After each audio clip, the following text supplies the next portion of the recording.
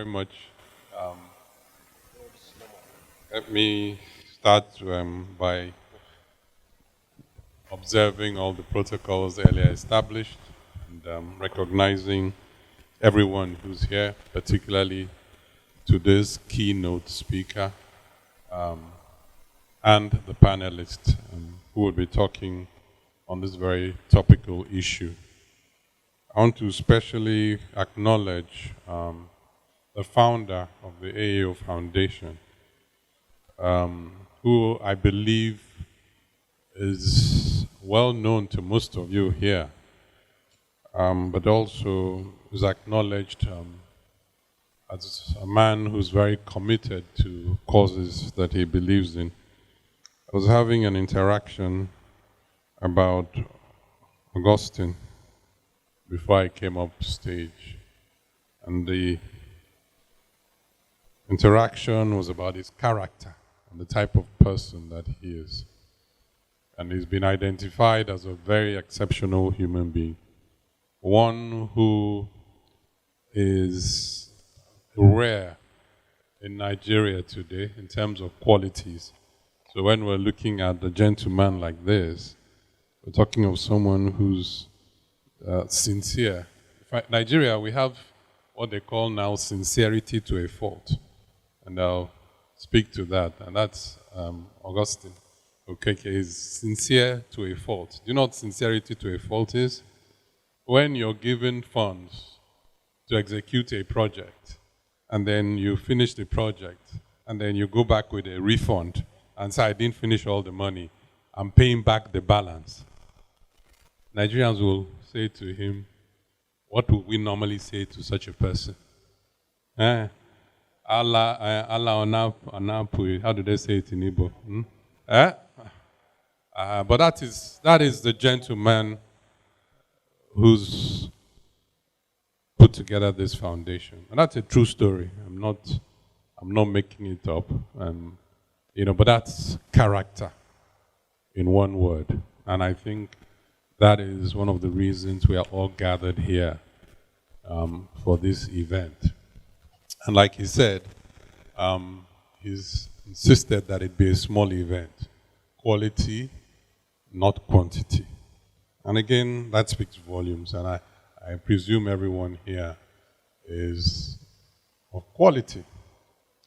But this particular choice of theme for today, which is basically about poverty, rural development or social development in our country, is very topical, but also something that I've experienced and as a matter of fact would like to listen to Prof. when she makes her presentation on.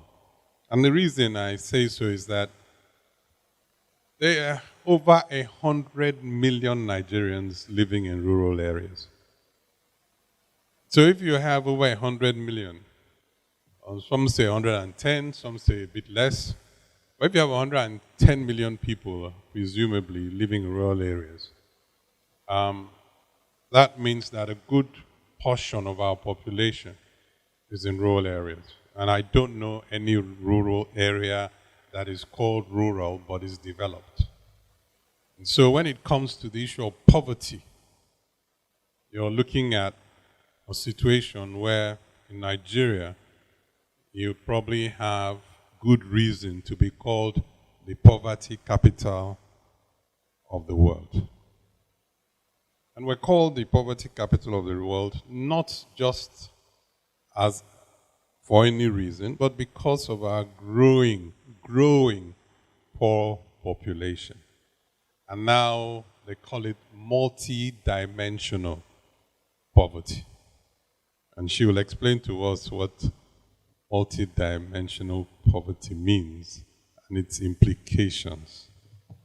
But having said that, there are obvious reasons why that is the case. And for me, who's been in public sector, I'm particularly interested in that. Nigeria is, I think, number 163 or number 164 on the Human Development Index, right? Out of 191 countries, we are number 160 something. And we're dropping.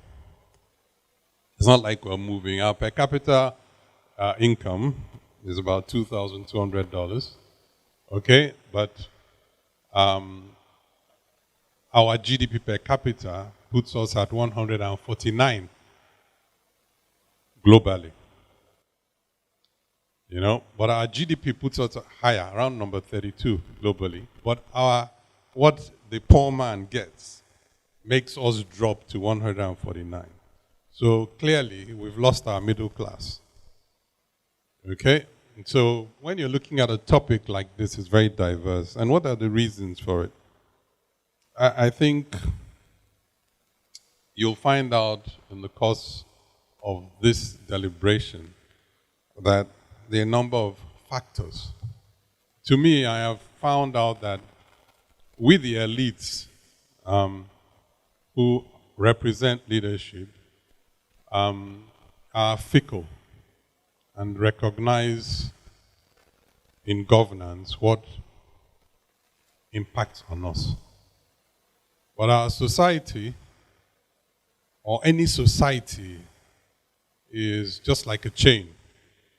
And a chain is only as strong as its weakest link.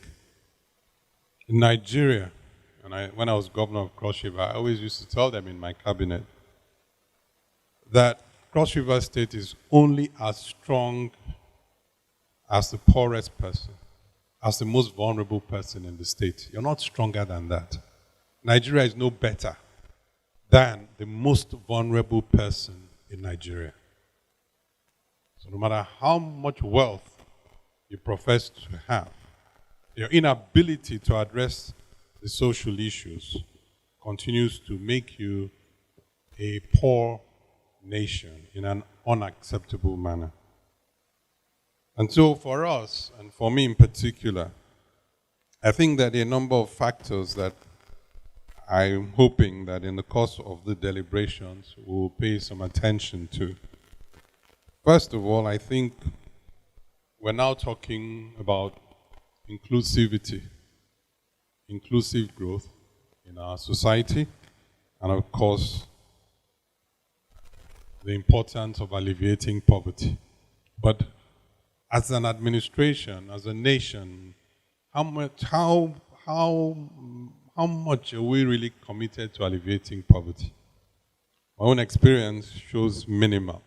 And why I say that the elite class is not asking or demanding is because the elite class are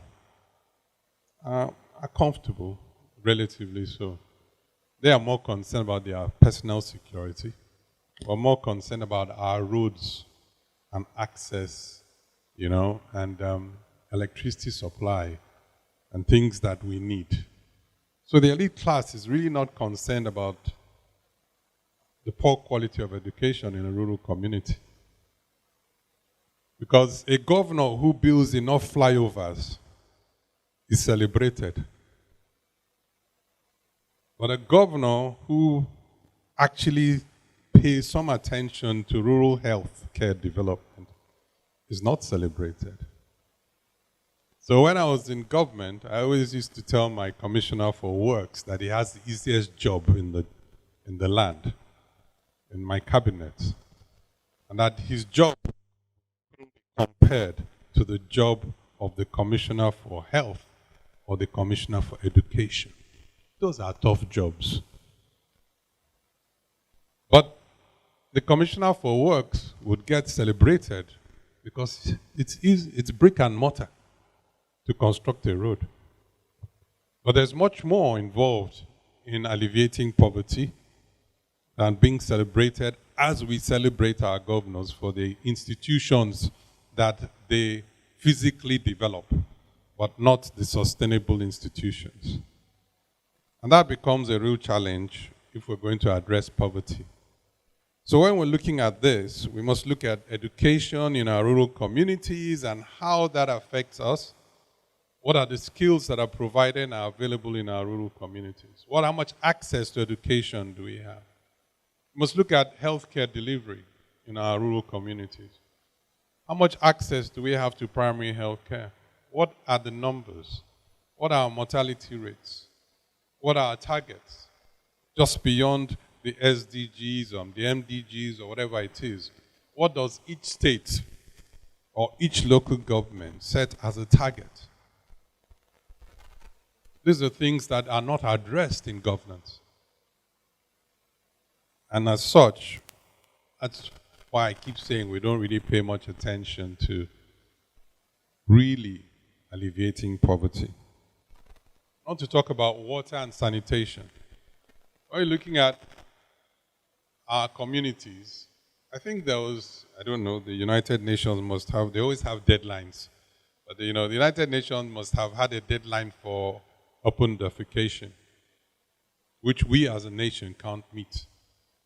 So disease is incredible. Disease is manifesting because there's no access to water. There's no access to just basic sanitation facilities. And of course, life expectancies will continue to decline. Poverty will continue to thrive. And I believe also there are a number of other social issues which are a bit modern day, but we must address, including gender equality. And I think that that's very critical. So gender equality becomes very important as well. Come from the women play a key role in our society, but our society still doesn't recognize them. They don't have equal access to education. They don't have equal access to economic opportunities. And there are a number of other factors that I think in the course of this deliberation we're going to have to address whether we like it or not. I think that for me, social protection is also very important. And when we say social protection, we need to understand. I always tell people that we need to understand that the most vulnerable must be protected. Everybody can't be the way we are. So if we did not have what we now describe as, the extended family system, I wonder how most of our rural dwellers would survive. Our government has failed to effectively protect the most vulnerable by providing just a little bit of support to the most vulnerable in our society. And as such, what do? We just have a spiraling effect of poverty because no one is able to provide for the most vulnerable. When I was governor, we had a social welfare initiative, but larger governments are not providing any support to the most vulnerable, including women who are pregnant and children, who ordinarily should have access to healthcare, free healthcare, and, of course, free deliveries for pregnant women in rural communities. So there are quite a number of issues that we don't address. And that's why I say that this particular topic is very interesting and needs to be discussed, of course, much more extensively. I would also like to just say that, one of the things that is critical, and I pray that in the course of deliberations like this, we'll be able to address them, is community participation. I find that we as top big men in government always tend to know what the people need. And I remember when I was governor, I insisted that my budget will be based on the needs of the people. And everybody was like, how can you go to the people to ask them what they need? And I did that. And everything that I implemented was based on what the people needed. And it was ironic because sometimes you'd go there and you think, okay, I'm the governor, these people need a school building. But they tell you, no, sir, I have a security problem. I'm a border community. Our first choice would be a police post. You know, so when you're in consultation with them, you engage with them. But beyond that, you can also get them to participate in the project and take ownership. But also, we also need to talk about infrastructure, access. So, again, like why I say rural development and social development are critical is that if we don't address these issues, you know what I mean, we will never actually take advantage of the opportunities that we have as a nation. As a people, it's critical that we continue to insist that this issue of poverty alleviation be addressed comprehensively. And one of the challenges is local government administration. So we can speak to it as long as we want, but without addressing local government administration, we are not going to be able to change things. And I always see the elites always expecting performance from local government chairmen and local government elected people. And I always say to them that in my community, the canoe paddler became the local government chairman. The day he became the local government chairman, we all forgot that he was a canoe paddler before he became local government chairman. And we start expecting performance from him. And after 3 years, there's zero delivery. And he goes back to his canoe paddling job. It's a vicious cycle of poverty that we must, as a people, address and address comprehensively. So again, I'd like to welcome everyone. I wish that our deliberations today will be as meaningful as I know they will be, and I'm looking forward to, of course, further contributions. Again, let me congratulate the AEO Foundation for putting this together, and of course, wishing them the very best. Please sustain this. You know, we discussed my foundation, the Bridge Leadership Foundation, and the work we're doing, and I think that we will partner with you in aspects that, we can. Thank you very much.